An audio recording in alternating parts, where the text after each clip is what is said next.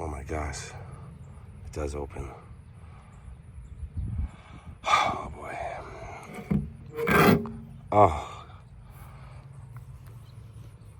Oh God.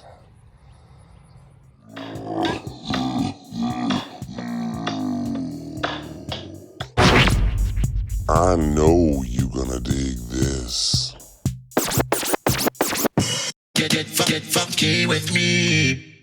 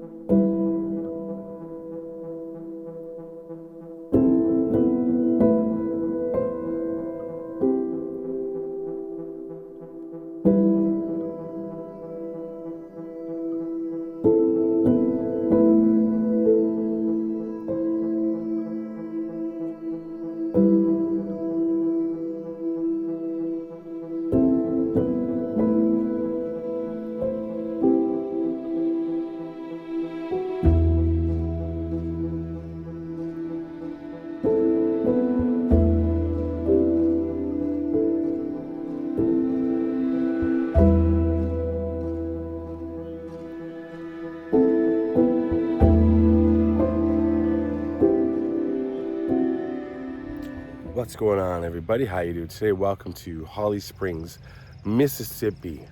Holly Springs, just over the line, the state line from Tennessee.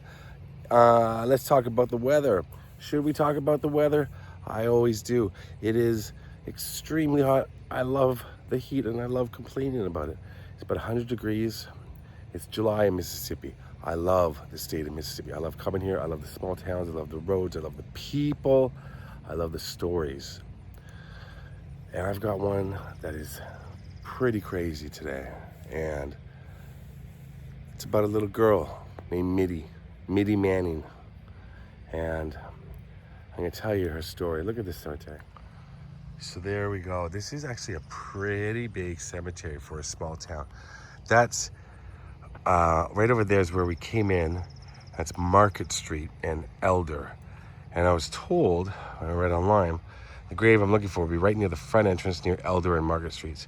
It's not. I've driven around for about 20 minutes now, but I finally found where I'm going. It's right over there. So let's talk about grieving and loss, because I remember when I was little reading a book about Elvis. I'm a big Elvis fan. And when his mom died, Gladys, he was broken. He was beyond consolable. And apparently he asked for the casket to be opened and reopened so he could hug her and kiss her and say goodbye a million times. That always stuck with me. Always stuck in here. I think that was in the Goldman book, that terrible book about Elvis. But I think that's where I read that. And when you lose somebody you love, and especially a family member like a mother, a father, a child, which is in this case the child, the level of grief, you can't explain it. You can't explain it. And the people who are going through it, like I said, inconsolable. Now, this is a particularly sad story about what this mother went through when her little girl died, her little Mittie. And a level of grief that I thought was way off the charts, but not crazy, just really sad. Really, really sad. Let's walk over here and I'm gonna take you to one of the more interesting graves. I'm not sure what we're gonna see and how what it's gonna look like. All I can see is the above ground tomb that I'm looking for right now. Let's go. Now, as we're walking, I'm just gonna pass a couple of other graves because I found this one. I'm not sure what this is over here. If you take a look, the center of your screen, and there's some jingling in my pocket. Those are some nice bag of new rocks I was given to by Juliana in Los Angeles. Thank you, Juliana. So I'm not sure what this is. It's very interesting. Huh. I don't know what that is. Do you? So, Mittie was born to a family, they're pretty well off. Van and Mary were her parents. And he would, I think he was in the U.S. House of Representatives. But in 1861, they had a little boy named William, and he passed away. The mother, Mary, was, like I've been talking about, inconsolable, beyond. She prayed that she would never have to bury another child. Now, unfortunately, I think it was 1875, the little girl Mittie, she was only 4. She became very, very sick. Slowly, from what I heard, it was a long death. She finally passed away. It was April 22nd, 1975. Mary had a breakdown. She refused to allow her husband or anyone else to put her daughter into her grave. She didn't want to see her in the ground. So they came up with something. They buried her in a sarcophagus above ground, and there it is right there. See the red bricks? This wasn't enough for Mary, though. She wanted to be able to see little Mittie's face. So there's a marble slab above it. They put a window beneath the sliding slab, and that allowed her to see little Mittie. This is Mississippi, and it gets hot, so little Mittie began to decompose pretty fast. Story goes, Mary went insane from grief and refused to leave the grave. So eventually her husband was forced to bury little Mittie underground. But they left the grave with the window, and I don't know how it works, but we're gonna take a look. They left the town, but the town of Holly Springs somewhat took care of the grave. It was in rough shape, and apparently they've done a lot of work on it. It was deteriorated and damaged, but local people in this town fixed it, and here it is. I don't know if this thing still moves or how it works, but there's supposed to be glass here. Mittie Wilkins, Van H. and Mary S. Manning, born January 19th, 1871, died April 22nd, 1875. Thou shalt gather the tombs, I can't read that, it's hard to see, until his arm, with his arms, he shall gather the hands with his arm and carry them in his something. Somebody who knows Isaiah 11, I think. Oh my gosh, it does open. Oh boy. Oh God. So it opens. Okay, I'm not doing this for dramatic effect. I swear I'm not. I'm just a little overwhelmed. I wasn't sure if it was going to open. Now, she is buried, I believe, underneath further. I'm not sure where her family is. I think, like I said, they moved away. Let's, it's strange. It looks like, well, let's take a look. Oh, you can move it all the way over. Can you see? So she would have been lying right there. Okay, it's not as horrific as I thought it might be. The heat coming out of there is insane. I'm not trying to be crass. I'm not trying to be funny. You could cook something in here. It's that hot. I mean, sun's going down. I got here late today because I was all the way in Arkansas. But it's still 90 degrees. Oh, wow. So look, the brick ends there. So how, I guess she was 4, right? She was. So how would that brick looks ancient. Would a 4-year-old fit right there? With her face right there? The glass is gone. I don't know. Oh man, I don't know. Gosh. So that is where she laid. Straight there. Wow. Whew.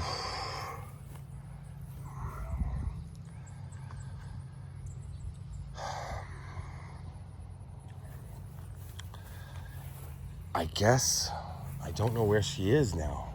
I'm gonna put that back into place. I just wanna take a look if there's another grave nearby. This is all I know is she's, I guess, underneath here. No other family members that I see. I don't know where little Mittie is. So it says he was forced to bury her underground. Van, her father. Is that where she is? Under here? I don't know. So I'm reading on a couple of different websites here. Gosh, that's some weird noises here. Eventually, though, the decomposition progressed to the point that the casket was sealed and the little girl was buried underground. So I don't know. I don't know if she's here. She's here. Oh, she's here.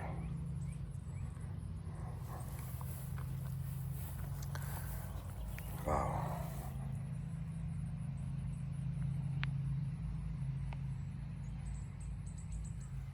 It's time to put this back for little Mittie. Let me get this right. Hold on. Okay, that went on okay. I was afraid of it dipping in and falling in. Wow. There you go. Little Merritt. I did a video about little Merritt, a boy in, I think it was New York State, the boy with the window in his grave. And here's the girl. Wow. The girl with the window in her grave.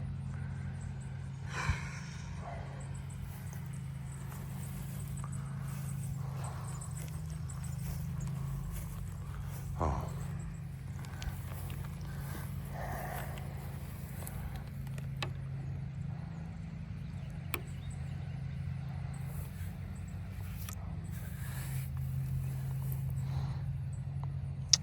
So warm.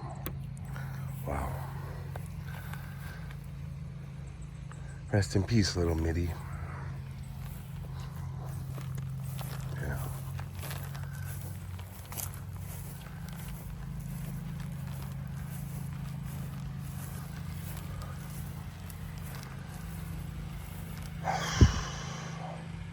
Another 4-year-old.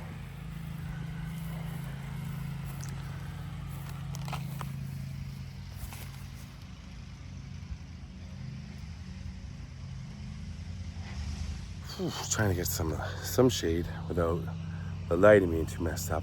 Happy Canada Day to my fellow Canadians. Happy 4th of July to my friends here in the United States.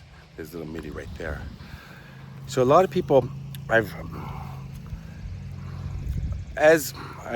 I'm not making the video about me, but as someone who's experienced somewhat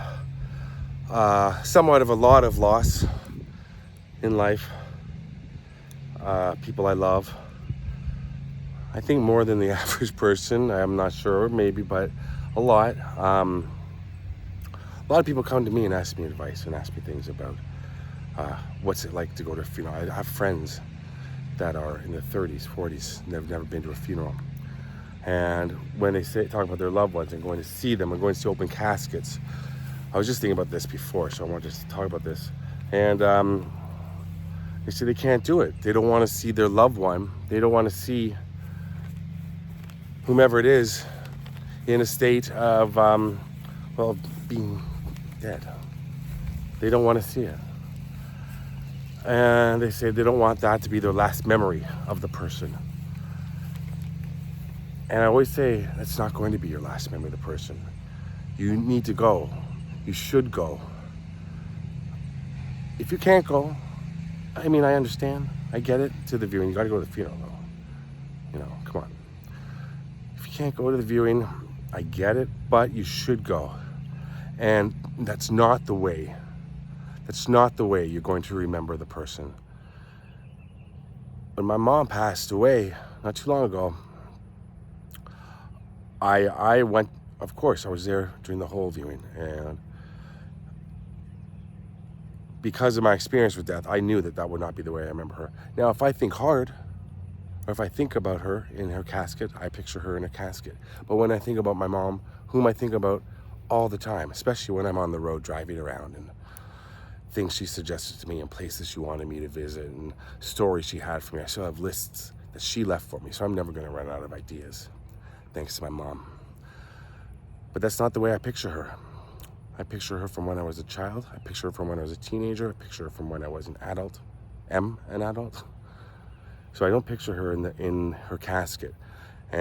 So if you have those sorts of reservations, don't worry about that. You're going to remember your loved one the way they were. Now, Mary, Mittie's mom, she didn't see it that way, and she struggled hard, and I get it. And I think a lot of us, a lot of you that are watching probably get it too. Think, wow, yeah, I can't bear to let especially a child go like that. But that story is a little weird. You don't want to see them, when you see them in a funeral home, things like that, they're made up. They look a little different, but they're made up and they're presentable.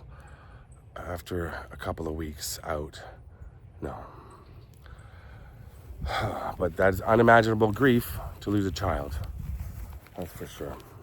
Like I said, there's some weird noises around here. So the entrance over there. See that red building? If you're gonna come here to Holly Springs, go kind of to the middle. Just come down the middle. You can't miss that grave right there. There's Mittie right in the middle. Mittie in the middle, right there. Hope I did good. I hope I did well telling the story of Mittie. Sometimes I get distracted because the story I'm going to tell, but it brings up other things I want to talk about or other things that are on my mind because I have a lot of time driving and I'll listen to music, I'll listen to a podcast, but whatever. But a lot of times I drive in silence and I'm thinking about things, about what I'm going to film, and it leads me off on a different thing. So I was just thinking about this tremendous sense of grief and loss that Mittie's mom had, and then took me on to different ways, and thinking about people that have asked me about it. And we've all lost someone at this point in our lives, I think, most people that are watching, and it's horrible and it's sad. So hug your loved ones tonight, yeah, and rest in peace to little Mittie. Okay, thanks for watching, everybody. I love you all. Peace out. And just a little bit of a plug from my friend Charlie Reese, who I just got off the phone with. I know it's weird at the end of a video about this, but if you like good music, he's got a new album coming out, he's got singles, one of my best friends, and I just want everybody to be able to enjoy his country rock. It's such a different sound, you're gonna love it. I'll put a link below to Charlie's music page, and you can find singles and everything, videos. Maybe you'll spot me in one or two of his music videos, Charlie Reese Music. And he's the one that brought me down here to do a bunch of different things, so I'm able to hear, pop on over to Mississippi. So thanks, Charlie. And like I said, rest in peace, little Mittie. Thanks for watching, everybody. Love you all. Peace.